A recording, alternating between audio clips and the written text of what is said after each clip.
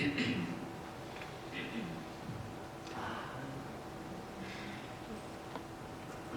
go ahead. Good morning, everyone. My name is Shah. I'm going to be a part of the 2016 Orientation Team. I am majoring in math education with a minor in psychology.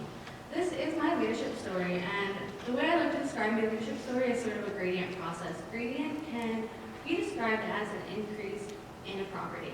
When I think about gradient, you look at my leadership story, and in the leadership community, you often hear, "Are you going to leader?" And I would most definitely say no.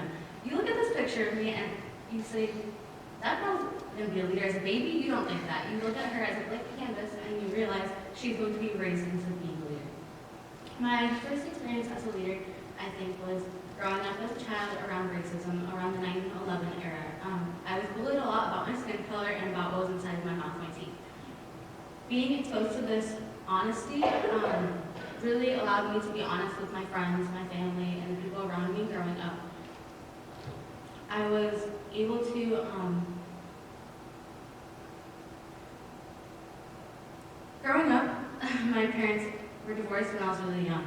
Going back and forth between my mom and my dad was very difficult because there was a lot of arguing between two people who hadn't spoken to each other since I was a baby. It was a lot of speaking to them through me. I got my great skill of being able to delegate from that experience.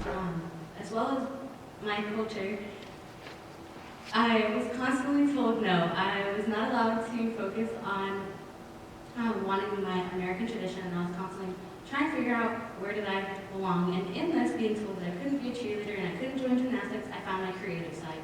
I was able to draw in my bedroom because it was something I could do by myself behind closed doors.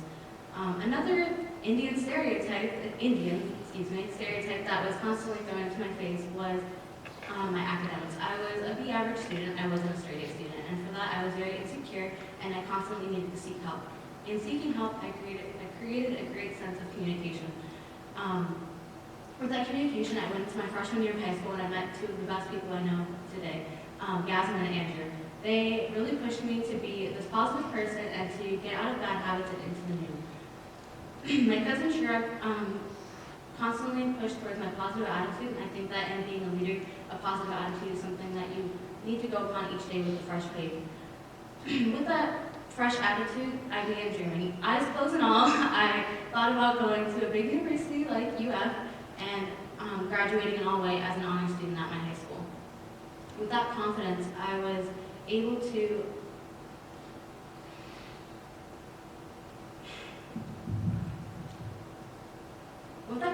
my freshman year of high school, I signed my name on a piece of paper that dedicated me to freshman class council. Little did I know that in politics, nobody's going to take you seriously if you don't stand with confidence. In being in class council, I used that confidence and I just kept going, and later on it led to my 2 years in presidency at the school. When getting into class council, I realized that I just wanted to keep getting involved. I found color guard. And color guard is something where you work with a real team with real emotions, and it's something I can't describe it. It just taught me commitment because you would think that color guard would take only a day, but it takes more than half of your week. And that's where I learned my biggest life lesson. Life is a scale. You cannot just have your academic life be up there. You also have to have a social life. You also have to have after-school activities. It's something that rounds you out as a person, and you just got to keep going for it. You seek for improvement. So even when you feel like you're the most rounded-out person in the world, things can still go wrong. My junior year of high school, I discovered that I was depressed. It's one of the hardest things that I had to deal with, and in that, I still managed to figure out what was right. With my best friend Yasmin beside me, in all of it, I learned how to use intuition, and it's just making sure that even when everything is going wrong, you can find something that's going right.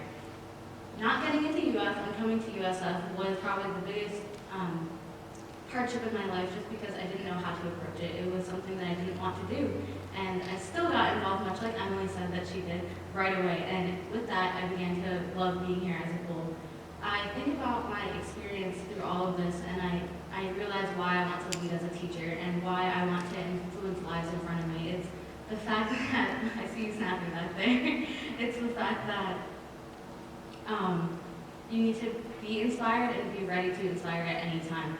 With all of these things behind me, I realized that I truly earned it, that I earned my canvas into that shade of gold that really influences who I am as a person on the inside. It's the person that I wish to share with everyone, including the students this summer at orientation and the students that will be in my classroom for the rest of my life.